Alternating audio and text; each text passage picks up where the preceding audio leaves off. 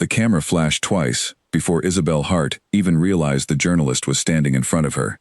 She had been laughing at something Lily said, her champagne glass tilted at a careless angle, when the man with the notebook stepped between them and asked the question that would change everything. "Miss Hart, is it true you are engaged to the Duke of Ashcombe?" Isabel did not hesitate. She lifted her chin, smiled the smile she had practiced for months in front of her bedroom mirror, and answered without thinking of the consequences. "I am the future Duchess of Ashcombe," she said, loud enough for the nearest 3 tables to hear. The words hung in the air of the ballroom like smoke that would not clear. Waiters slowed their steps. A string quartet in the corner missed half a beat, and somewhere near the tall windows that overlooked the estate gardens, Duke Alexander Whitmore turned his head. He had heard her. Isabel did not notice him yet. She was too pleased with herself, too caught up in the warmth of the room and the admiring looks from strangers who now saw her differently, as though a title had already been stitched onto her name. She turned back to Lily, who was staring at her with wide eyes. "Did you really just say that?" Lily whispered. "Why not?" Isabel said, taking another sip of champagne. "It's practically true. Alexander and I have been together for 8 months. Everyone assumes it anyway." Lily glanced past her friend's shoulder, and her face changed. Isabel noticed the shift and turned around slowly, her heart already sinking before she understood why. Alexander was walking toward her. He was not smiling. The gala that evening belonged to the Whitmore family, an annual event held on the grounds of Ashcombe Estate to raise funds for children's hospitals across the region.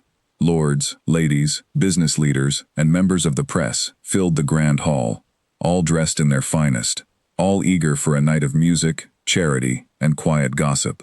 Isabel had attended these events before, as Alexander's companion, always careful, always polished, always aware that every eye in the room studied her the way people study a puzzle piece that does not quite fit. Tonight, something in her had shifted. Perhaps it was the champagne. Perhaps it was the whispered congratulations she had received all week from people who assumed an engagement was imminent. Perhaps it was simply exhaustion, the tiredness of standing at the edge of a life she wanted desperately to step fully into. Whatever the reason, when the journalist asked his question, she answered, as though the matter were already settled. Alexander reached her within seconds. His tall frame moved through the crowd with an ease that came from a lifetime of knowing every hallway, every doorway, every polished floor of his family's estate. People stepped aside for him instinctively, the way water parts around a stone. "Isabel," he said, his voice low but firm. "A word, please." The journalist, sensing a story unfolding in real time, did not move away. Neither did Lily. Neither did the small crowd that had gathered, drawn by curiosity and the unmistakable tension crackling between the couple. Isabel set down her glass. "Alexander, I was only answering his question." "You answered a question that has not been asked of me," Alexander said. "Nor has it been answered by me." The words were quiet, but they were unmistakably clear. A hush spread outward from where they stood, rippling through the guests like a stone dropped in still water. Isabel felt her face grow warm. "What are you saying?" she asked, her voice suddenly unsure. Alexander looked at her for a long moment. There was no anger in his eyes, not yet, but there was something colder, something more deliberate. Disappointment, perhaps, or the beginning of a decision he had been putting off for weeks. "I am saying," he said, turning slightly so that his voice carried to the small crowd around them, "that there is no engagement. There is no future Duchess. Not yet. Not until I have asked, and not until an answer has been given honestly, in private, before anyone else in the world hears of it." The silence that followed felt endless. Somewhere in the back of the hall, a glass clinked against a tray. The string quartet, unsure whether to continue playing, faltered into an awkward pause before resuming a soft, uncertain melody. Isabel stood frozen, her cheeks burning, aware of every eye in the room fixed upon her. She had wanted, more than anything, to be seen as the future of this family, this name, this world of polished floors and inherited titles. Instead, she had been corrected in front of the very people whose respect she craved. "Alexander," she said quietly, stepping closer to him, trying to lower her voice so the moment might still be salvaged. "Can we not discuss this somewhere else?" "We will discuss it," he said, "but not tonight, and not like this." He turned to the journalist, whose pen hovered over his notebook, clearly torn between professional restraint and the temptation of an unfolding scandal. "There is no story here," Alexander said calmly. "Miss Hart spoke without my knowledge. I would ask that you print nothing beyond the fact that the Whitmore family thanks its guests for their generosity tonight." The journalist nodded slowly, though the look in his eyes suggested he intended to write far more than a simple thank you. Alexander did not wait to see what would happen next. He turned and walked toward the terrace doors, leaving Isabel standing alone in the middle of the ballroom, surrounded by whispers she could not silence. Lily moved to her side immediately, taking her arm. "Isabel, are you all right?" "I don't know," Isabel admitted, her voice trembling now that the adrenaline of the moment had begun to fade. "I don't know what just happened." But she did know. In the quiet part of her mind, she had been ignoring for weeks. She had overstepped. She had claimed something that had not yet been given to her, and now, in front of nobility, press, and strangers alike, she had been corrected, as though she were a child who had spoken out of turn. The rest of the evening passed in a blur of curious glances and half-whispered conversations that stopped the moment Isabel walked near.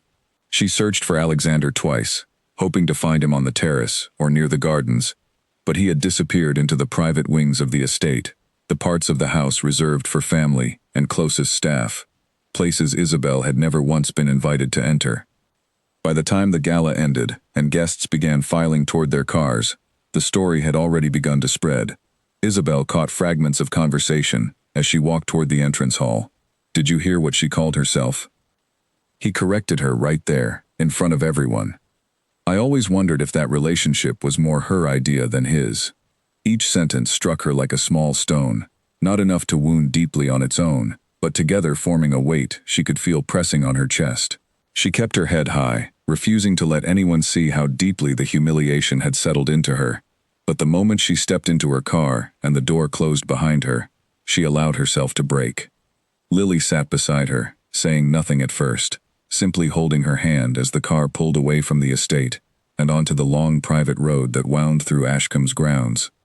"He didn't have to do that," Isabel finally said, wiping at her eyes. "Not in front of everyone."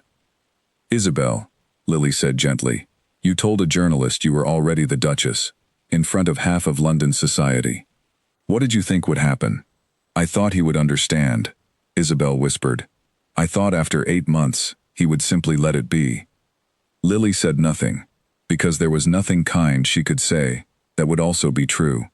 She had watched her friend's confidence grow over the months, watched the way Isabel had begun speaking to household staff as though she already commanded them, watched the way she had started referring to the estate's east wing as though she had already chosen it for herself. Lily had wanted to say something sooner. She had not found the courage. Miles away, back inside the walls of Ashcombe Estate, Alexander stood alone in his study, a room lined with portraits of ancestors who had carried the same title he now carried. The same responsibilities, the same weight of expectation. His mother, the Dowager Duchess Charlotte, found him there an hour after the last guest had left. "You handled that with more grace than I expected," she said, stepping into the room and closing the door behind her. "I handled it because I had no other choice," Alexander replied, not turning from the window. "She left me no room to stay silent. You could have spoken to her privately afterward, and allow the story to spread unchecked. By morning, half the papers would have printed that our family confirmed an engagement that does not exist. I could not allow that." Charlotte moved to stand beside her son, studying his profile in the dim light of the study. She had never fully trusted Isabel, not from the very first dinner when the young woman had asked, with far too much familiarity, whether the family silver had been in the estate for generations or purchased more recently. It was a small thing, a passing comment, but it had told Charlotte everything she needed to know about where Isabel's true interests lay. "What will you do now?" Charlotte asked. Alexander exhaled slowly. "I don't know. Part of me wants to end things entirely. Another part wonders if tonight was simply a moment of poor judgment, the kind anyone might make when swept up in excitement. And which part do you trust more?" He did not answer immediately. Outside the window, the gardens stretched into darkness, the same gardens where he had first walked with Isabel 8 months earlier, where she had laughed at something he said, and he had thought, for the first time in years, that he might have found someone worth building a life with. "I don't know yet," he said finally. But I intend to find out." Charlotte placed a hand on his shoulder, offering the kind of comfort only a mother could give, before quietly leaving the room. Alexander remained by the window long after she had gone, replaying the moment in the ballroom over and over in his mind. The flash of the camera, the confidence in Isabel's voice, the silence that had followed his correction. He had not wanted to embarrass her. He told himself this repeatedly, as though repetition could ease the discomfort that still lingered in his chest. But he had also known, the instant she spoke those words to the journalist, that if he said nothing, the lie would harden into something the world accepted as truth. And once such things hardened, they became almost impossible to undo. Across town, in the small apartment she shared with Lily, Isabel sat on the edge of her bed long after midnight, staring at her reflection in the mirror across the room. The same mirror where she had practiced smiling as a duchess might smile, standing as a duchess might stand, speaking as she imagined a duchess might speak. Tonight, the reflection looking back at her seemed like a stranger, someone who had reached for a title before earning the right to hold it, and had been publicly, unmistakably, put back in her place. She thought of Alexander's voice, calm and cold, in a way she had never heard from him before. She thought of the silence in the ballroom, thick enough to feel against her skin, and she thought, with a growing sense of dread, that whatever they had built over the past 8 months might now be standing on ground far less solid than she had believed. Her phone buzzed on the nightstand. She reached for it slowly, half hoping and half fearing it might be Alexander. It was not. It was a message from an unknown number, forwarded from someone at the gala, a single photograph attached. It showed her standing at the center of the ballroom, champagne glass raised, mouth open mid-sentence, the exact moment she had declared herself the future Duchess of Ashcombe to the entire room. Beneath the photograph, a single line of text had been added by whoever sent it. "Everyone is talking about this."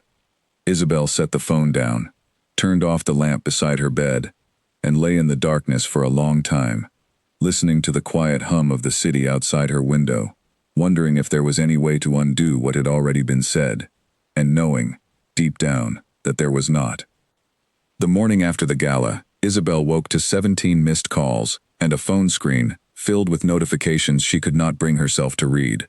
Lily had already made coffee, and the smell drifted through the small apartment, but Isabel stayed under her blankets, staring at the ceiling, replaying the ballroom over and over, until the memory blurred at the edges. "You need to see this," Lily called from the kitchen, her voice tight with worry. Isabel dragged herself out of bed and padded into the kitchen in her pajamas, hair a mess, eyes still swollen from the night before. Lily held up her tablet, showing a headline splashed across one of the country's most widely read gossip columns. "Duke corrects girlfriend's Duchess claim at charity gala." Below the headline sat the photograph from the unknown sender. The exact frame of Isabel mid-sentence, glass raised, mouth open. The article beneath it detailed the entire exchange with painful accuracy, quoting witnesses who had stood close enough to hear every word. "They're calling me delusional," Isabel whispered, scrolling further down. "One comment says I should be ashamed of myself." "People online say cruel things," Lily said gently. "It doesn't mean it's the whole truth."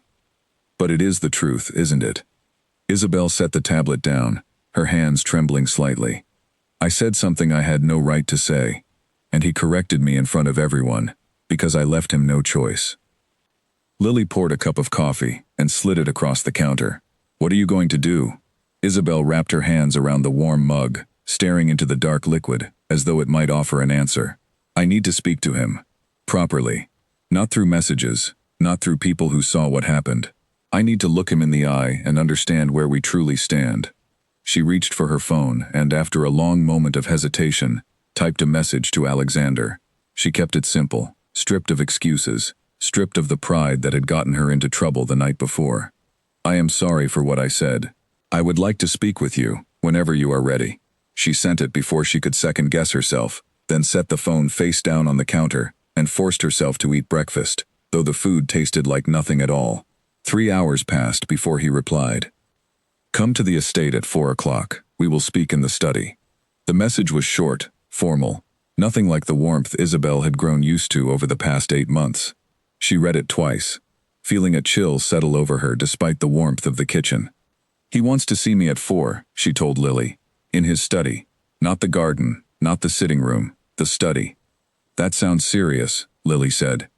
It sounds like a meeting, not a conversation, Isabel replied, setting the phone down again. Like he's preparing to deliver something official. She spent the hours before the meeting trying to steady herself, choosing her clothes carefully, rehearsing what she might say, discarding each version of the speech as either too apologetic or not sincere enough. By the time the car arrived to take her to Ashcombe Estate, her hands had not stopped shaking. The drive through the estate's long private road felt longer than she remembered, the tall hedges and manicured lawns stretching endlessly on either side. She had walked these grounds dozens of times before, had picnicked near the lake with Alexander, had watched sunsets from the stone bridge that crossed the estate's small river. Today, everything looked different, sharper somehow, as though the beauty of the place had turned distant and unwelcoming. Mrs. Ellery, the estate's longtime housekeeper, met her at the door with a polite but reserved greeting. "The Duke is expecting you, Miss Hart. This way, please." The formality in her voice struck Isabel immediately. Mrs. Ellery had always called her Isabel before, warmly, the way one might address a member of the family. Today, the distance in her tone told Isabel everything she needed to know about how quickly things had shifted within these walls. She was led down a long corridor, lined with portraits of Whitmore ancestors, men and women, who had carried the family name through centuries, their painted eyes seeming to follow her as she walked. At the end of the corridor stood the heavy oak door of Alexander's study, slightly ajar. Mrs. Ellery knocked once, then stepped aside to let Isabel enter. Alexander stood near the window, his back to the door, hands clasped behind him, in a posture Isabel recognized as the one he used during difficult estate meetings, the posture of a man carrying weight he did not wish to show on his face.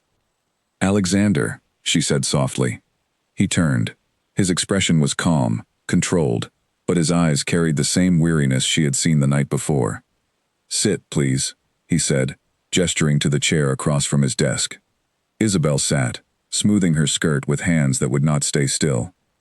Alexander remained standing for a moment longer, before finally settling into the chair opposite her, the wide desk between them feeling like an ocean neither of them knew how to cross. "I want to understand," he began, "why you said what you said last night." Isabel took a breath. "I don't have a good excuse. I was caught up in the moment. People have been assuming for weeks that we were close to an engagement, and I suppose I let myself believe it too fully, before anything had actually been decided." "You have been telling household staff the same thing," Alexander said quietly. "Mrs. Ellery mentioned it to me months ago. You had asked her to consider changes to the East Wing, as though it were already yours to decorate." Isabel's cheeks flushed. She had not realized anyone had reported such conversations to Alexander directly. "I didn't think it was wrong to imagine our future together. I thought that was normal, when two people are as close as we are." "There is a difference," Alexander said, "between imagining a future privately, between the two of us, and declaring that future publicly, to staff, to guests, and now to the press, before I have had the chance to make any decision at all." "I understand that now," Isabel said, her voice barely above a whisper. "I understand it far too late, apparently." Alexander studied her for a long moment, and for the first time since the gala, something softer flickered across his expression. "I am not entirely without fault in this," he admitted. "I should have addressed these habits sooner, in private, rather than allowing them to continue until they became public enough to embarrass us both." Isabel looked up at him, a small flicker of hope rising in her chest. "Does that mean there is still a chance for us?" Alexander was quiet for a long moment, choosing his words carefully. "It means I have not yet decided to end things, but it also means that what happened cannot happen again. If we are to continue, you must trust that any future between us will be built with honesty, not assumption. Titles are not claimed, they are given, in time, and only when both people are certain." "I understand," Isabel said, and this time she meant it fully. "There is something else," Alexander continued, his tone shifting into something more measured, more careful. "My mother has expressed concerns about you for some time, concerns I dismissed as simple caution. After last night, I find myself less able to dismiss them." Isabel's stomach tightened. "What kind of concerns?" "That your interest in this family may be shaped more by the title than by me," Alexander said plainly. "I do not say this to wound you. I say it because I need to know, honestly, whether that concern holds any truth." The question hung in the air between them, heavier than anything spoken the night before. Isabel felt the weight of it pressing against her chest, forcing her to consider, perhaps for the first time with complete honesty, whether her feelings for Alexander had grown from genuine affection or from the pull of everything his world represented. "I love you," she said finally, her voice steady, despite the tears gathering at the corners of her eyes. "But I would be lying if I said the title meant nothing to me. I grew up with very little, Alexander. The idea of belonging to a world like this, of never worrying again, it does mean something to me. I cannot pretend otherwise." Alexander nodded slowly, appearing to appreciate her honesty, even as it clearly troubled him. "Then we have work to do," he said, "if we are to find our way back to something solid." "I want to try," Isabel said, "if you'll let me." He did not answer immediately. Instead, he rose from his chair and walked back toward the window, staring out at the gardens where their relationship had first begun to bloom, 8 months earlier. "We will try," he said finally, but slowly, and with far more care than before. "No more claims, no more assumptions. If a future exists for us, it will be built one honest step at a time."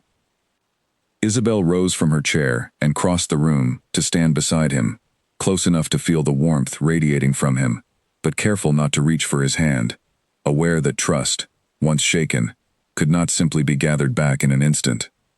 "Thank you for not ending things," she said quietly. "Do not mistake this for forgiveness fully given," Alexander replied. "It is a chance, Isabel. Nothing more, and nothing less." She nodded, understanding the weight of his words, understanding that the road ahead would require far more from her than she had ever given before. As she left the estate that evening, the long driveway stretching before her under a darkening sky, she felt something new settle over her, a quiet determination to prove, through actions rather than words, that she deserved the chance she had been given. But even as she made that promise to herself, a small and uncomfortable thought lingered at the edge of her mind, one she was not yet ready to examine too closely. She thought of Victoria Ashworth, a woman from Alexander's own social circle who had attended the gala the night before, who had watched the entire scene unfold with an expression Isabel could only describe as quietly satisfied. Isabel had not thought much of it in the moment, distracted as she was by her own humiliation. But now, replaying the gala in her mind, she remembered the way Victoria had lingered near Alexander, earlier in the evening, the way their conversation had seemed a touch too easy, a touch too familiar for two people who were supposedly only distant acquaintances. She pushed the thought aside as the car pulled through the estate gates and onto the main road, telling herself it was nothing more than lingering insecurity from a difficult night. But the thought did not fully disappear, and somewhere in the quiet corners of her mind, it settled in to wait. Victoria Ashworth had known Alexander since childhood, long before Isabel had ever entered his life. Their families had been close for generations, their estates bordering one another across a stretch of countryside that had seen both friendship and rivalry pass between the two houses over the decades. Victoria had always assumed, quietly and without ever saying so aloud, that she and Alexander would eventually find their way to one another, the way families like theirs so often did. When Isabel appeared 8 months earlier, charming and bright and entirely unconnected to the world of titles and estates, Victoria had watched with growing unease as Alexander fell for her with a speed that surprised everyone who knew him. She had said nothing at first, choosing instead to observe, to wait, and to remain a graceful presence at the edges of his life, ready, should the opportunity ever arise. The gala had given her exactly the opening she needed. 2 days after the disastrous evening, Victoria arranged to have tea with Charlotte, the Dowager Duchess, under the pretense of discussing an upcoming charity auction. The two women sat in the estate's smaller sitting room, a pot of tea steaming gently between them, sunlight filtering through tall windows onto the polished wooden floor.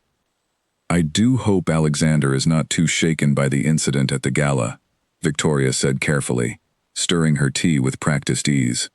"It must have been terribly embarrassing for the family." Charlotte studied her guest for a moment before answering. She had known Victoria since the young woman was a child running barefoot through these very gardens, and she recognized the careful maneuvering behind her words, even if she chose not to name it directly. Alexander handled the situation with grace, Charlotte said. As for embarrassment, I suspect it will pass, as most gossip eventually does. Of course, Victoria said smoothly. Though I do wonder whether Miss Hart truly understands the responsibilities that come with a family such as ours. It takes more than affection to manage an estate of this size. More than charm to stand beside a man in Alexander's position. Charlotte set down her teacup with deliberate care. You speak as though you have given this a great deal of thought, Victoria. I have known Alexander my entire life, Victoria replied, meeting Charlotte's gaze steadily. I only wish to see him happy and settled with someone who understands this world as fully as he does. The implication hung unspoken between them. Clear enough that neither woman needed to voice it directly. Charlotte, though wary of Isabel's ambitions, was equally unwilling to allow Victoria's quiet campaign to go unchallenged.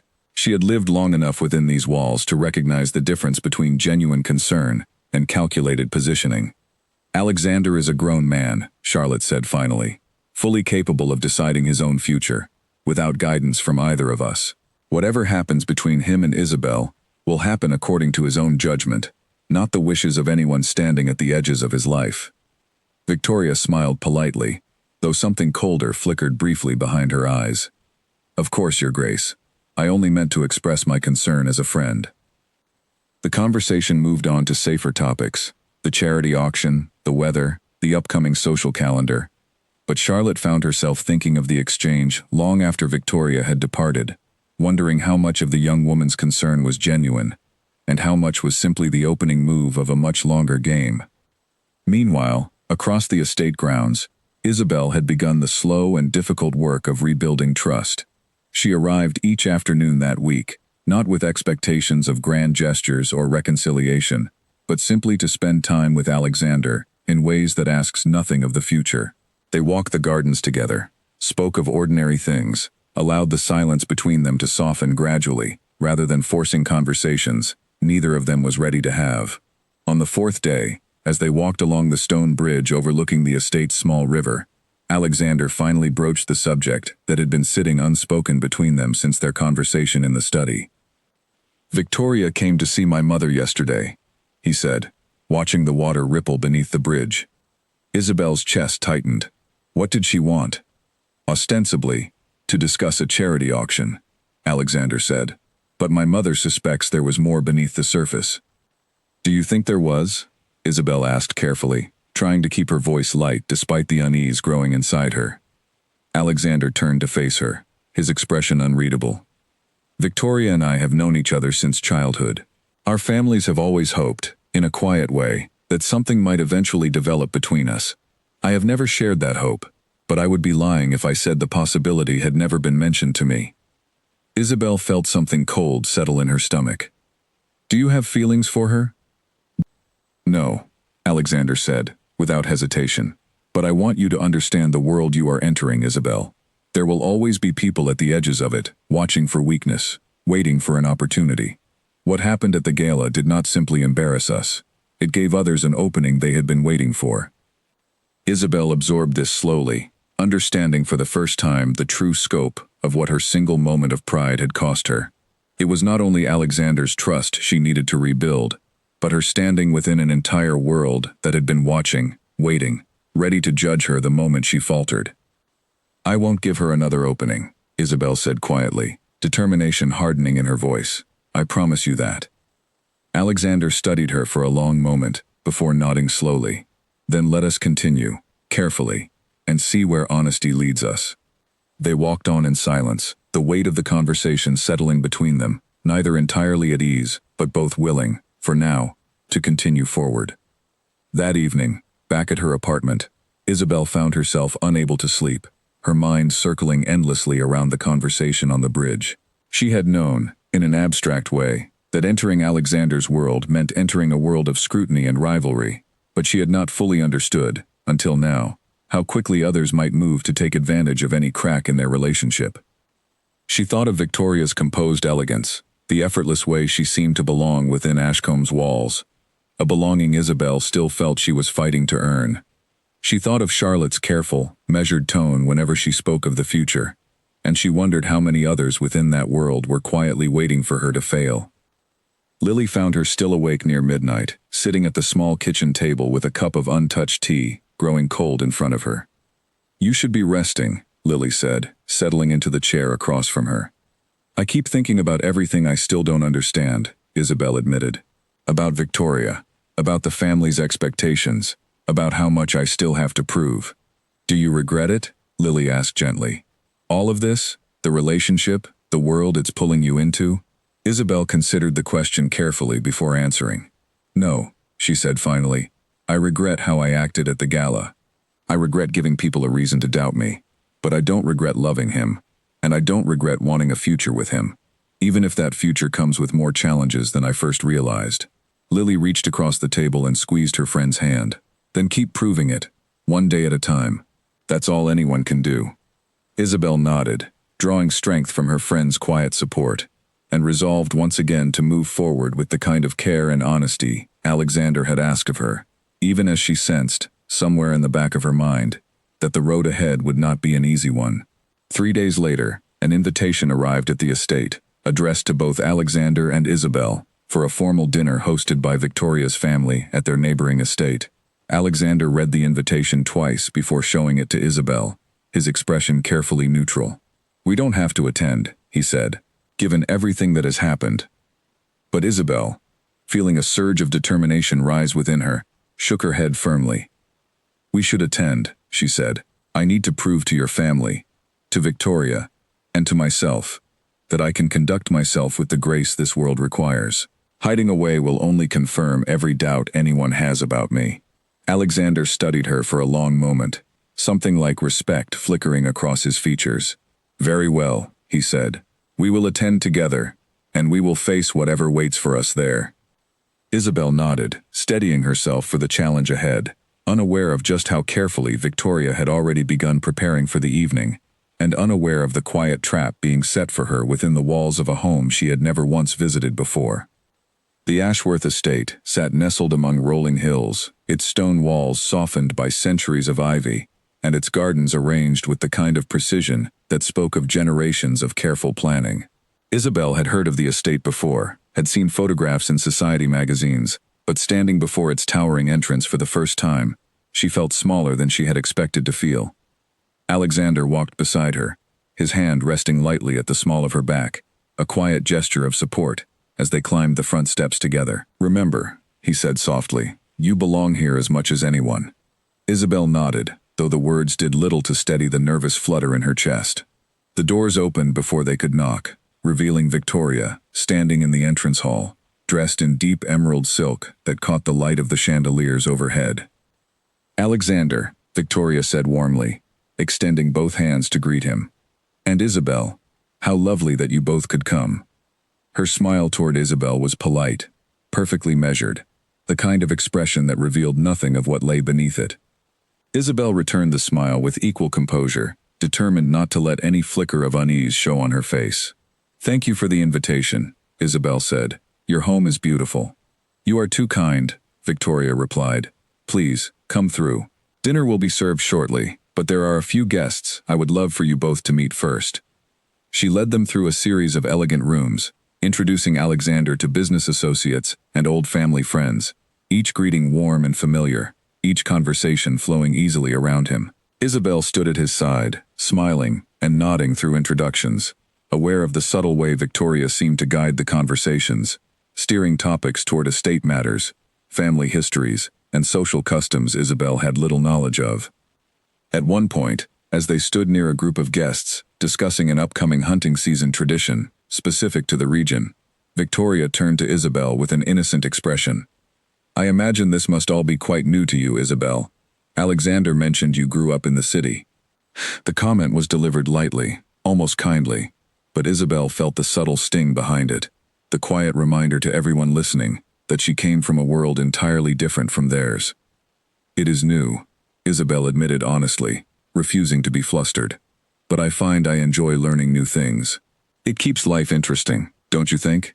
A few of the guests chuckled warmly at her response, and Isabel felt a small surge of relief as the conversation moved forward, without further incident. Alexander, standing beside her, offered a subtle smile of approval, one that steadied her more than any words could have. Dinner was announced shortly after, and the guests moved into a grand dining hall lit by candlelight, the long table set with gleaming silverware and crystal glasses that caught the flickering light like scattered stars. Isabel found herself seated across from Victoria, with Alexander at her side, the arrangement clearly no accident. Throughout the meal, Victoria continued her careful performance, weaving stories of childhood memories shared with Alexander, references to family gatherings Isabel had never attended, inside jokes that highlighted, gently but unmistakably, the years of history between the two families. Isabel listened, smiled where appropriate, and resisted the urge to respond with anything that might seem defensive or insecure. It was not until dessert arrived, delicate pastries arranged on gold-rimmed plates, that Victoria finally made her move. "Alexander," she said, her tone casual, but her eyes sharp. "Do you remember the summer we spent at your family's lake house, when we were perhaps 16? Your mother always said she hoped we would end up running Ashcombe together one day." The table fell into a brief, uncomfortable silence. Alexander's jaw tightened almost imperceptibly, though his voice remained steady when he responded. "My mother has said many things over the years, Victoria. Hopes are not decisions." "Of course not," Victoria said smoothly, though her gaze flicked briefly toward Isabel, gauging her reaction. "I only meant it as a fond memory. It is rare to find someone who understands this life as fully as we do." Isabel felt every eye at the table turn subtly toward her, waiting to see how she might respond to the quiet challenge laid before her. She set down her fork carefully, keeping her expression calm and composed. "It sounds like a lovely memory," Isabel said, her voice steady and warm. "I imagine growing up alongside such a rich history gives you both a special understanding of this world. I've had to learn it differently, through observation and effort rather than inheritance, but I find that path meaningful in its own way." The response landed with quiet grace, drawing murmurs of approval from several guests around the table. Alexander reached beneath the table and found Isabel's hand, squeezing it gently in a gesture of silent support. Victoria's smile flickered, just slightly, before she recovered her composure fully. "Well said," she conceded, though her tone carried a thin edge beneath the surface politeness. The rest of the dinner passed without further confrontation, though Isabel remained acutely aware of the undercurrents flowing beneath every polite exchange. As the guests began to disperse into the drawing room for after-dinner conversation, Alexander leaned close to Isabel, his voice low. "You handled that beautifully," he murmured. "I nearly didn't," Isabel admitted quietly. "My heart was pounding the entire time." "No one could tell," Alexander said, a genuine warmth returning to his eyes for the first time that evening. "You conducted yourself exactly as I hoped you would." They found a quiet corner near the drawing room's tall windows, away from the crowd, and stood together in comfortable silence for a moment, watching the estate's gardens glow faintly under strings of soft lantern light. "I understand now," Isabel said softly, "why you were so concerned about what happened at the gala. It isn't only about pride or appearances. It's about protecting yourself from people who are always watching, always looking for weakness." Alexander nodded.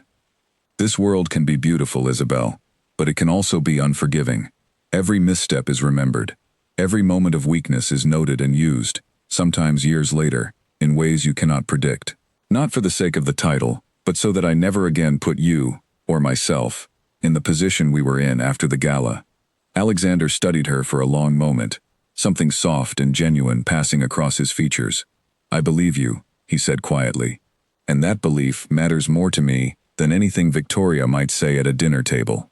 As the evening drew to a close and guests began departing, Victoria approached them once more, near the entrance hall, her earlier composure fully restored. "I do hope you both enjoyed the evening," she said smoothly. "We did," Alexander replied evenly. "Thank you for the invitation, Victoria." "Of course," she said, her gaze shifting briefly to Isabel. "Isabel, I must say, you handled yourself admirably tonight. Perhaps I underestimated you." The comment carried a faint note of respect, though Isabel sensed it was tempered with something else entirely, a quiet acknowledgement that the game between them, whatever it truly was, had only just begun. "Thank you, Victoria," Isabel said simply. "I hope we might understand each other better in time." Victoria's smile did not fully reach her eyes. "Perhaps," she said, before turning to bid farewell to her other departing guests. The drive back to the estate passed mostly in comfortable silence, both Alexander and Isabel lost in their own thoughts after the tension of the evening. As the car approached the gates of Ashcombe, Alexander finally spoke. "You proved something important tonight," he said. "Not to Victoria, and not even entirely to my family. You proved it to yourself." Isabel turned to look at him, feeling, for the first time since the disaster of the gala, a genuine sense of steadiness returning to her chest. "I still have so much to learn," she said. "We all do," Alexander replied. "Even those born into this world spend a lifetime learning its complexities. What matters is the willingness to keep learning, rather than assuming the lesson is already finished." Isabel rested her head against his shoulder as the car continued down the long private road, feeling, for the first time in days, a quiet sense of hope settling over her. But somewhere behind them, in the grand halls of the Ashworth estate, Victoria stood at her window, watching the taillights of their car disappear into the darkness, already turning her thoughts toward the next opportunity that might present itself. A week after the dinner at the Ashworth estate, Isabel returned home to find a manila envelope slipped beneath her apartment door, containing printed pages from an online forum she had never visited before. Someone had compiled old photographs of her, records from a job she had once held at a small accounting firm, and a series of comments questioning her financial history. Lily found her sitting at the kitchen table, staring at the papers with a look of quiet dread. "What is this?" Lily asked, picking up one of the pages. "Someone is digging into my past," Isabel said softly, "trying to find something they can use." The most damaging document among them detailed an old debt her father had accumulated years earlier, a debt Isabel had spent much of her 20s quietly helping to repay, working extra shifts and setting aside nearly everything she earned.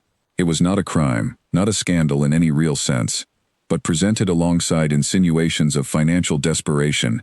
It painted a picture of a woman who might be drawn to Alexander's wealth out of necessity rather than affection. "Do you think Victoria is behind this?" Lily asked. "I don't know," Isabel admitted, "but whoever it is, they know exactly what story they want to tell." The following morning, the story broke publicly, published under the byline of Oliver Grant, the same journalist who had asked Isabel the fateful question at the gala weeks earlier. The article was carefully worded, never directly accusing Isabel of anything improper, but weaving together facts about her father's debt, her modest upbringing, and her relationship with Alexander into a narrative that practically wrote its own conclusion for readers. Alexander called her within an hour of the article's publication, his voice tense but controlled. "Isabel, we need to talk about this immediately." She arrived at the estate less than an hour later, her stomach twisted into knots the entire drive. Alexander met her in the entrance hall, his expression difficult to read, and led her directly to his study, where Charlotte was already waiting, seated stiffly near the window. "Is any of this true?" Alexander asked once the door had closed behind them. "The facts are true," Isabel said honestly, refusing to shy away from the question. "My father accumulated debt years ago, and I spent years helping repay it. But the way it has been presented, as though I am somehow desperate or scheming, that part is not true at all." Charlotte studied her carefully from across the room. "Why did you never mention this to us before?" "Because it never seemed relevant," Isabel said. "It was a private struggle within my own family, one I resolved through hard work, not something I believed needed to be shared as though it defined me." "It defines you now," Charlotte said, not unkindly, but with the weight of someone accustomed to managing public perception. "Whether fairly or not, the public will draw their own conclusions." Alexander stepped closer to Isabel, studying her face carefully. "I need you to be completely honest with me. Is there anything else in your past that might surface? Anything that could embarrass this family further, if it became public?" Isabel met his gaze steadily. "No, nothing beyond what has already been printed. I have never hidden anything from you, Alexander. I simply never thought certain details mattered enough to mention." He held her gaze for a long moment, searching for any sign of deception, before finally nodding slowly. "Then we will address this together, publicly, rather than allowing the story to be shaped entirely by others." Charlotte rose from her seat, smoothing her skirt with practiced composure. "I will arrange a statement through our usual channels. But Alexander, you must understand, this kind of story does not disappear easily. It will follow her, and by extension, follow this family, for some time. I understand, Alexander said firmly, but I will not allow half-truths to define someone I care for, simply because silence is more convenient. Isabel felt a rush of gratitude toward him, though it was tempered by the guilt still sitting heavily in her chest. She had not lied to him, not truly, but she understood now how easily omission could be mistaken for deception, especially within a world so quick to draw conclusions from incomplete information. Over the following days, the family released a carefully worded statement acknowledging Isabel's difficult financial history, while firmly rejecting any suggestion of improper motives. Alexander appeared alongside her at a small press gathering, standing close by her side, his presence a clear and public declaration of support. Miss Hart's past struggles reflect resilience, not scheming, he told the assembled reporters. I would ask that the focus remain on facts, rather than speculation, designed to sell papers. The statement helped, though it did not entirely silence the whispers that continued to circulate. Isabel found herself the subject of curious glances wherever she went, aware that many people now viewed her through the lens of the article, rather than through any genuine understanding of who she truly was. It was during this difficult period that Isabel received an unexpected phone call from her brother, Edward, someone she had not spoken with in nearly 2 years, ever since a painful falling out over their father's continued financial troubles. I saw the article, Edward said when she answered, his voice carrying the same rough edges she remembered from their last conversation. I need to talk to you. It's important. Isabel felt her stomach drop, sensing immediately that whatever Edward needed would only complicate matters further. Edward, this isn't a good time. It's about Dad, Edward said. He needs help again. And I thought, given everything in the papers, maybe you'd finally be willing to do something about it. The weight of the conversation settled over Isabel like a heavy blanket, pulling her back into old patterns of guilt and obligation she had spent years trying to escape. She agreed, reluctantly, to meet Edward the following day, unaware that this reunion would soon test not only her own resolve, but the fragile trust she and Alexander had worked so carefully to rebuild. That evening, as she sat alone in her apartment, turning the conversation over in her mind, Isabel understood with growing clarity that the article had done more than damage her public image. It had reopened a door to her past that she had hoped to keep permanently closed, a door that now threatened to bring complications into her life, far more difficult to manage than any gossip column ever could. Edward chose a small cafe near the edge of the city for their meeting, a place far removed from the world Isabel now moved through, with its cracked linoleum floors and mismatched chairs. She arrived early, nerves twisting through her stomach, and found her brother already seated in a corner booth, looking older than she remembered, his shoulders hunched forward with the weight of years neither of them had shared with each other. You look different, Edward said as she sat down across from him. Fancy clothes. Fancy car outside, too. I'm still the same person, Edward, Isabel replied evenly, refusing to let his tone unsettle her. Are you? He asked, a bitter edge creeping into his voice. Because from where I'm sitting, you seem to have forgotten where you came from pretty quickly. Isabel took a steadying breath. I haven't forgotten anything. I spent years helping pay off Dad's debt while you disappeared for months at a time. Don't sit there and tell me I forgot where I came from.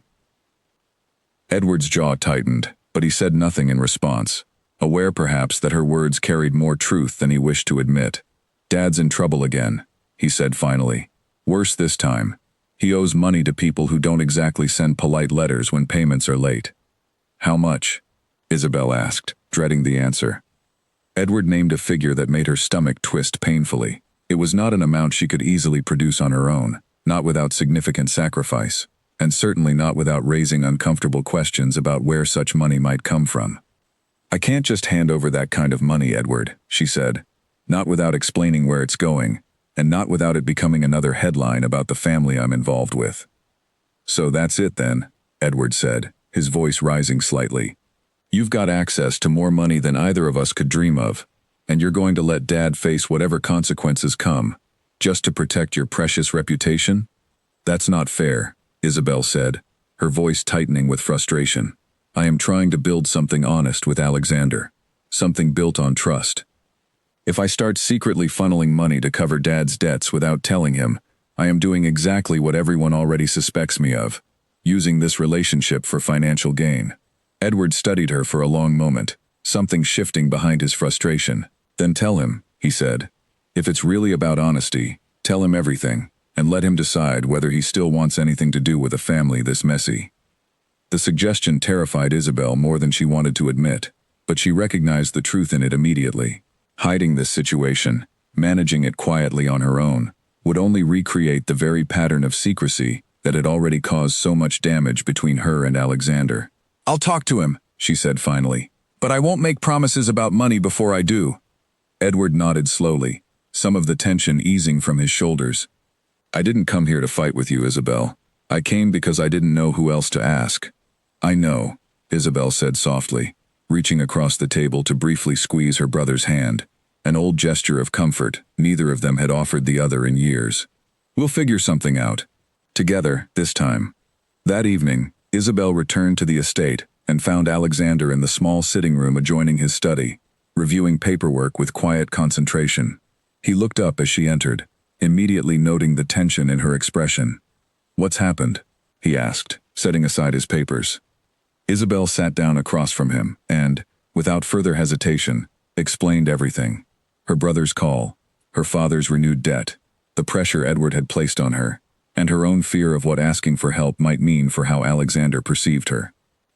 Alexander listened without interrupting, his expression thoughtful rather than judgmental. When she finished, he remained quiet for a long moment before speaking. "Thank you for telling me," he said finally.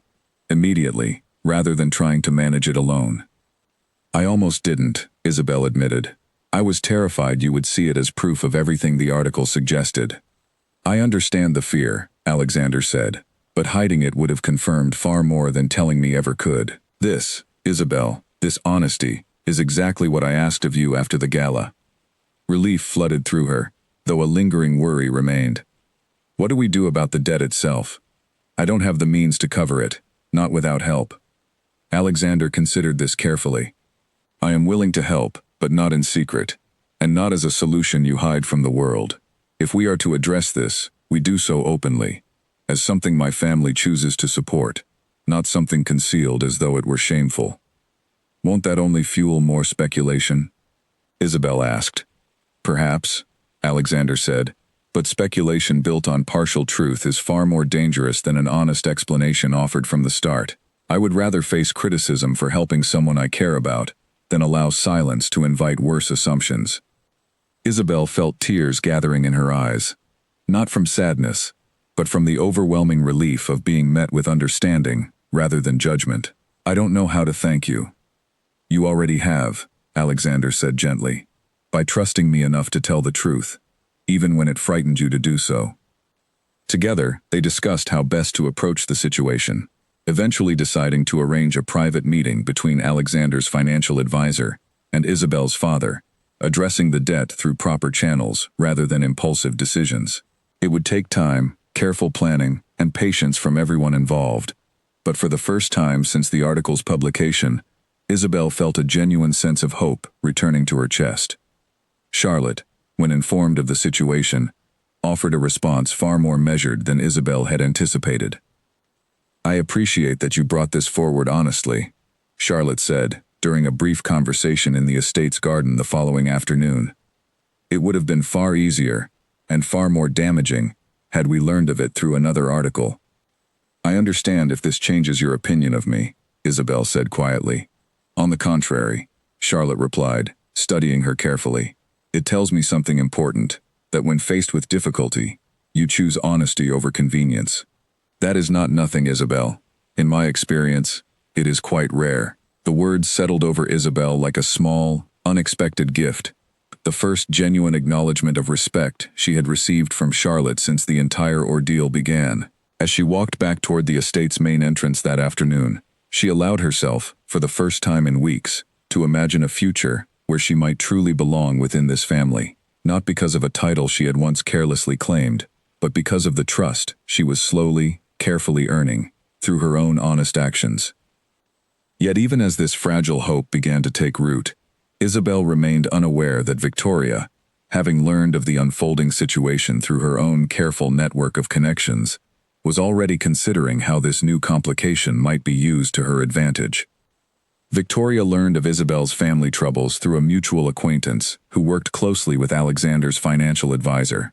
A woman named Grace, who occasionally shared more than she should over lunches meant to remain private.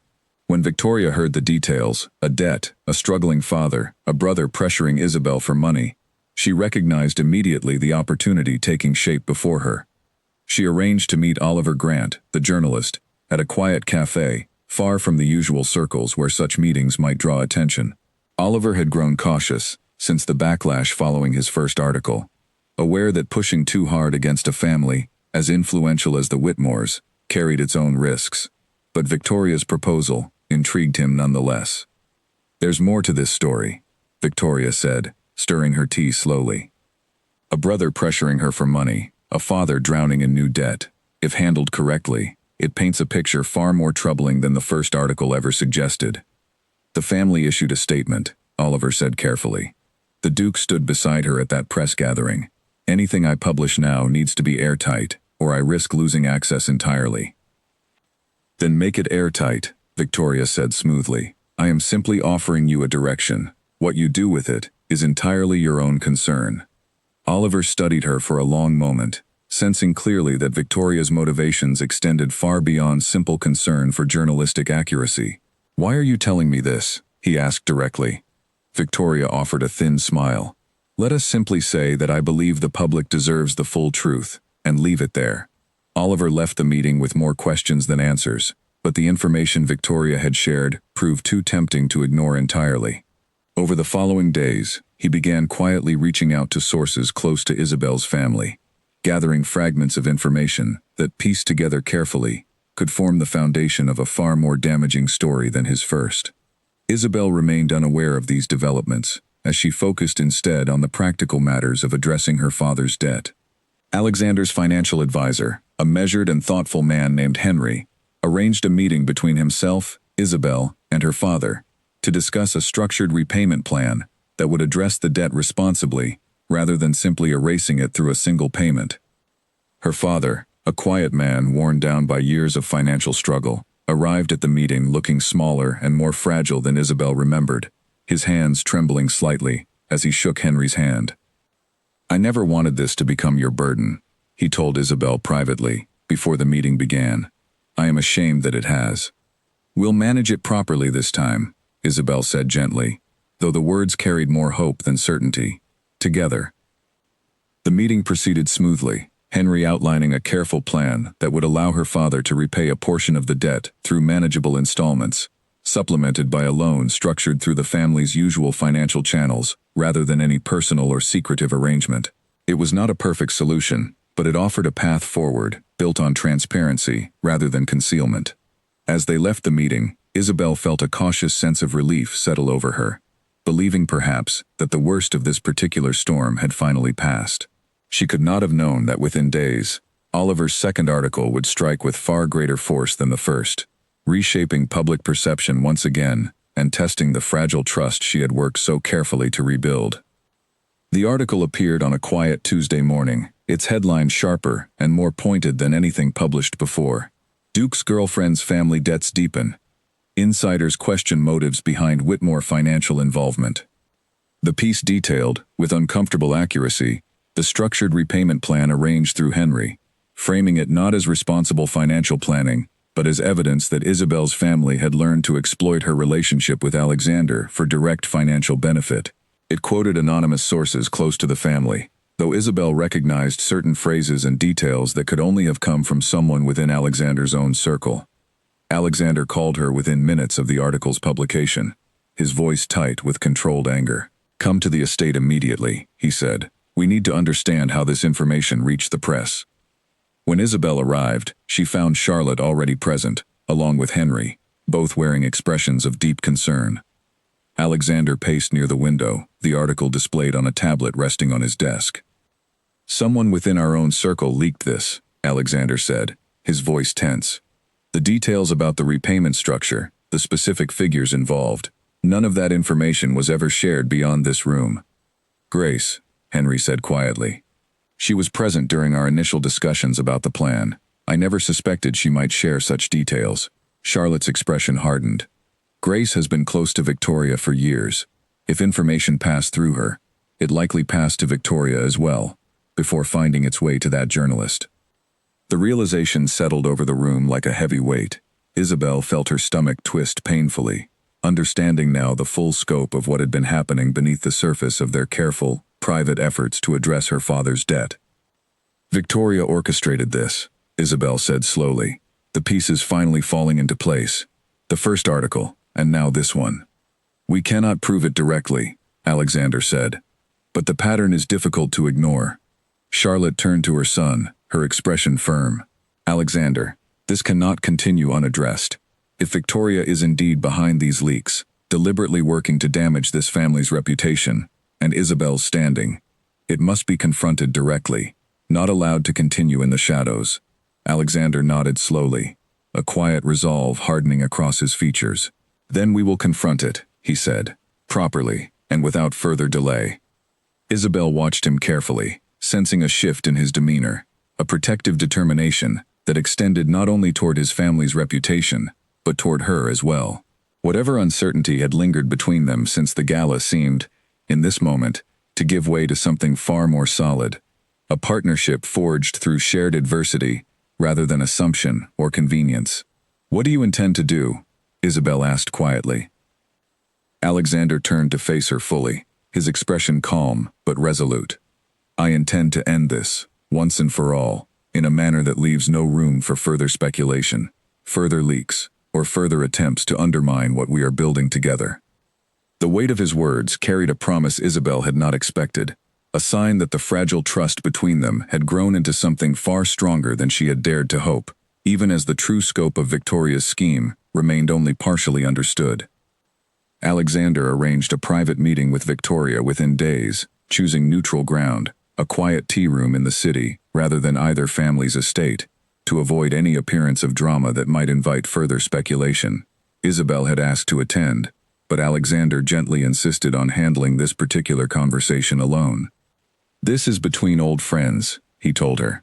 Adding you to the room would only give her another opportunity to perform for an audience. Isabel, though anxious about being excluded, understood the wisdom in his approach and agreed to wait at the estate while he met with Victoria directly. The tea room was quiet when Alexander arrived, Victoria already seated at a corner table, dressed with her usual effortless elegance, a small smile playing at her lips as he approached. Alexander, she said warmly, I wondered when you might reach out. I think you know why I'm here, he said, seating himself across from her without any of the usual pleasantries. Victoria's smile did not waver. I imagine it has something to do with the recent articles. Grace shared confidential information with you, Alexander said directly. Information that found its way to Oliver Grant, resulting in a story designed to damage Isabel's reputation, and by extension, this family's standing. That is a serious accusation, Victoria said smoothly, though something flickered briefly behind her composed expression. It is a serious situation, Alexander replied. One I do not intend to allow to continue. Victoria studied him for a long moment, before setting down her teacup with deliberate precision. Do you truly believe she is right for you, Alexander? A woman who claimed a title she had not earned, whose family carries debts significant enough to make headlines, who has brought nothing but complication into your life since the moment she arrived. I believe, Alexander said evenly, that everyone makes mistakes, and everyone carries complications of some kind. What matters is how they respond when tested. Isabel has responded with honesty, every single time, even when honesty was difficult for her. That is more than I can say for the kind of quiet manipulation you have engaged in these past weeks. Victoria's composure finally cracked, just slightly, a flash of genuine emotion breaking through her carefully maintained exterior. I have known you your entire life, Alexander. I understand this world, understand what is expected of the woman who stands beside you, far better than she ever could. Perhaps you do understand the expectations, Alexander said, his voice softening slightly, though his resolve remained firm. But understanding expectations is not the same as understanding love, Victoria. I care for you as an old friend, and I always will. But what I feel for Isabel is something entirely different, something I will not allow to be undermined by leaked information and orchestrated scandal. The silence that followed stretched long and uncomfortable, Victoria's gaze dropping briefly to the table, before rising again, composed once more, though something had visibly shifted behind her eyes. "What do you intend to do?" she asked quietly. "I intend to ask you to stop," Alexander said simply. "Whatever influence you hold over Grace, whatever connections you maintain with the press, I ask that you use them no further against Isabel or this family. If you cannot agree to that, I will have no choice but to address this more publicly, in a manner neither of us would find comfortable." Victoria considered his words carefully, the weight of the implied consequence settling clearly between them. "You would truly risk our family's long friendship over her?" she asked finally. "I would risk far more than that," Alexander said, "to protect someone who has shown me, repeatedly, that she is worth protecting." Something in Victoria's expression softened. Whether from genuine reflection or simple recognition of defeat, Alexander could not entirely tell. "Very well," she said quietly. "I will speak with Grace. The leaks will stop." "Thank you," Alexander said, rising from his seat. "Alexander," Victoria said, stopping him before he could leave. "For what it's worth, I did not do this purely out of malice. I have cared for you a very long time, longer perhaps than I ever let myself fully acknowledge. Watching someone else claim the place I once imagined for myself, it was not easy." Alexander studied her for a moment, something like understanding, though not forgiveness, passing across his features. "I understand the feeling is difficult," he said, "but it does not excuse the harm it caused. I hope, in time, we might return to the friendship we once shared, but that will require honesty from you as well, moving forward." Victoria nodded slowly, and Alexander left the tea room without further words, feeling the weight of the confrontation slowly lifting from his shoulders as he stepped back out into the afternoon light. When he returned to the estate, he found Isabel waiting anxiously in the garden, pacing near the stone bridge where they had shared so many important conversations over the past months. "How did it go?" she asked immediately. She admitted her involvement, Alexander said, and agreed to stop. Relief flooded through Isabel's expression, though it was quickly followed by a lingering uncertainty. "Do you believe her?"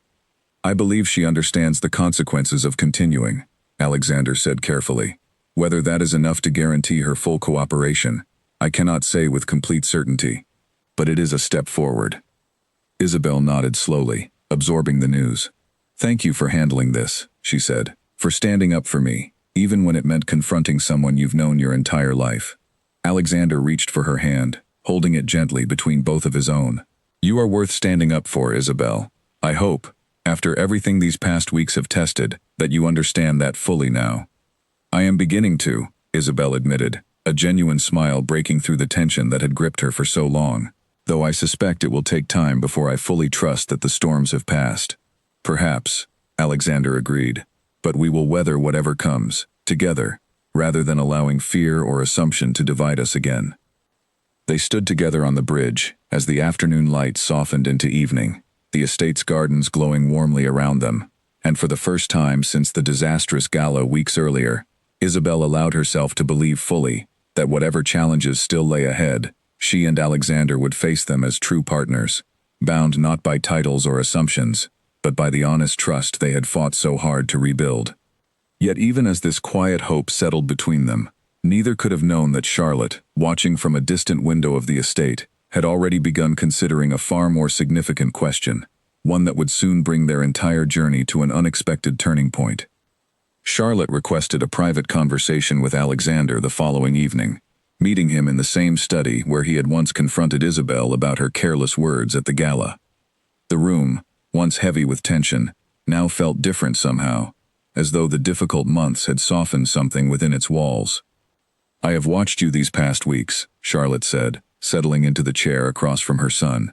"Watched how you handled the article, how you confronted Victoria, how you supported Isabel through her family's difficulties." "I only did what felt right," Alexander said simply. "I know," Charlotte replied, "and that is precisely why I wish to speak with you now. I was wrong, Alexander. In my early judgment of Isabel, I saw ambition, where perhaps I should have looked more carefully for character." Alexander studied his mother carefully, surprised by the admission. What changed your mind? Her honesty, Charlotte said. When faced with her family's debt, she did not hide it, did not manipulate the situation for personal gain, as I feared she might. She brought it forward, accepted help through proper means, and continued to conduct herself with dignity, even as the press worked to paint her otherwise. That is not the behavior of someone chasing only a title. Alexander nodded slowly, warmth spreading through his chest at his mother's words. I am glad you see that now. There is something else, Charlotte continued, her tone shifting to something more deliberate. I believe it is time you consider your next steps carefully, Alexander, not out of any pressure from society, or from lingering rivalries with families like the Ashworths, but because I believe, truly, that you have found someone worth building a genuine future with. The weight of her words settled over Alexander with quiet significance. He had, in truth, been considering this very question himself in recent days, turning the idea over carefully in his mind, during quiet moments in the garden, during long drives through the estate's grounds, during the peaceful evenings he now spent with Isabel, away from the noise of scandal and speculation. I have been thinking of proposing, he admitted quietly, for some time now, if I am honest. Charlotte's expression softened into something Alexander rarely saw from her, a genuine and unguarded warmth. Then I would encourage you to follow that instinct, when you feel the moment is right, properly, and with the same care you have shown throughout these difficult months. Thank you, Mother, Alexander said, feeling a weight lift from his shoulders that he had not fully realized he carried. Over the following days, Alexander began quietly planning, consulting with Henry about the family's traditions surrounding such an important moment, considering carefully how best to honor both Isabel's journey and the lessons they had both learned since that fateful night at the gala. He wanted nothing rushed, nothing performative, nothing that might repeat the mistake of claiming something publicly before it had been properly established in private. Isabel, unaware of these developments, continued rebuilding her own sense of stability during this time. Her father's repayment plan proceeded smoothly, her relationship with Edward slowly mending as they found their way back to a sibling bond neither had realized how much they missed. The press, following Victoria's quiet withdrawal from her scheming, gradually lost interest in pursuing further stories, the scandal fading slowly into the background of public memory. One afternoon, as Isabel walked through the estate gardens alone, enjoying a rare moment of peaceful solitude, she found herself standing near the same stone bridge where she and Alexander had shared so many important conversations. She thought back to the night of the gala, to the humiliation of that flashing camera, and the silence that had followed Alexander's correction, and she marveled at how far they had traveled since that difficult beginning. She no longer thought of herself as someone chasing a title, someone hoping to claim a position not yet earned. She thought of herself, instead, as someone who had fought honestly for a place within a world that had tested her at every turn, who had faced scandal, family difficulty, and quiet rivalry, and had emerged from each challenge with her integrity intact. Whatever the future held, Isabel understood now that it would be built on something far more solid than assumption or ambition. It would be built on the honest trust she and Alexander had forged together, one difficult and honest conversation at a time. As the sun began to set behind the estate's rolling hills, casting long golden light across the gardens, Isabel felt a quiet sense of peace settle over her, unaware that Alexander, watching her from a distance near the estate's entrance, had already begun the final preparations for a moment that would soon bring their entire journey full circle. 3 months after the disastrous gala that had once threatened to end everything between them, Ashcombe Estate prepared once again to host its annual charity gathering, the same event where Isabel had first declared herself the future Duchess before she had any right to the title. This time, Alexander had chosen the occasion deliberately, wanting the moment that followed to stand in clear and healing contrast to the humiliation of months before. Isabel arrived that evening unaware of what awaited her, dressed simply and elegantly, her confidence now grounded not in assumption, but in the quiet knowledge of everything she had overcome, to stand within these walls once more. Lily walked beside her, squeezing her hand gently, as they entered the grand hall together. "It feels different this time," Isabel murmured, taking in the familiar chandeliers, the same string quartet setting up in the corner, the same gathering of lords, ladies, and members of the press circulating through the room. "You're different this time," Lily said with a warm smile. That's what makes it different. As the evening progressed, Isabel noticed Alexander watching her from across the room with a soft, unreadable expression, one that stirred a quiet flutter of anticipation in her chest. Though she could not have guessed the reason behind it, Charlotte, standing nearby, offered her a warm and genuine smile, a gesture that would have seemed impossible months earlier. Near the same spot where the journalist had once asked his fateful question, Alexander finally approached her, taking her hand gently and leading her toward the center of the room, where the crowd naturally began to quiet, sensing something significant unfolding before them. "Isabel," Alexander said, his voice carrying clearly through the hushed hall, "months ago, in this very room, you spoke words before I had the chance to offer them myself. I corrected you then, not out of cruelty, but because I believed, and still believe, that such words deserve to be spoken honestly, and only when truly earned." Isabel's heart began to race, understanding suddenly what was unfolding before the entire gathered crowd. Alexander lowered himself to one knee, producing a small velvet box from his jacket pocket, the same gesture repeated in countless love stories before theirs, yet carrying, in this moment, a significance uniquely their own. "You have shown me, through every difficult moment these past months, exactly the kind of person you truly are," Alexander continued, his voice steady despite the emotion clearly present beneath it. "Honest, even when honesty was difficult. Resilient, even when the world seemed determined to tear you down. I no longer need to correct you, Isabel, because I am asking you now, properly, before everyone gathered here, to become my wife, and the true future Duchess of Ashcombe." The hall erupted into a hush of anticipation, every guest watching intently, as Isabel stood frozen for a brief moment, tears gathering in her eyes, as the weight of the moment settled over her fully. "Yes," she said softly, then louder, her voice carrying clearly through the silent room. "Yes, Alexander, I would be honored." The crowd broke into warm applause as Alexander rose and slipped the ring gently onto her finger, pulling her into an embrace that erased, in a single moment, every ounce of humiliation and doubt that had once lingered between them since that difficult night months earlier. Charlotte, watching from nearby with tears of her own gathering in her eyes, felt a deep sense of peace settle over her, knowing fully now that her son had found not merely a companion suited to his world, but a true partner, capable of facing its challenges with honesty and grace. Even Victoria, standing quietly near the edge of the hall, having been invited as a gesture of reconciliation, found herself offering a small, genuine smile as she watched the scene unfold, finally accepting, in her own private way, that some things were simply meant to be. Later that evening, as the celebration continued around them, Isabel and Alexander found a quiet moment together, near the same terrace doors where he had once led her away from the earlier disaster, the memory now transformed into something entirely different. "Do you remember what I said to you that first night?" Alexander asked softly, looking out over the moonlit gardens. "That there was no engagement, no future Duchess, not until you had asked properly," Isabel recalled, a small smile playing at her lips. "And now?" Alexander asked. "Now," Isabel said, resting her head against his shoulder, "there is an engagement. A real one, built on everything we fought through together, rather than anything assumed too quickly."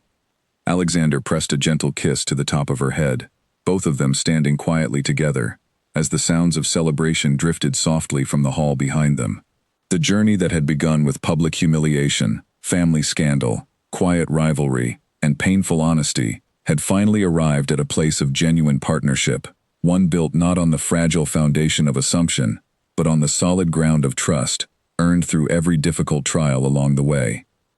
As the night stretched on, and the last guests eventually began their departures, Isabel stood beside Alexander at the estate's grand entrance, watching the cars disappear down the long private road under a sky full of quiet stars, feeling, for the first time since this entire journey began, that she had truly and rightfully claimed her place within this world, not through careless words spoken too soon, but through months of honest effort that had, at last, been properly and lovingly rewarded.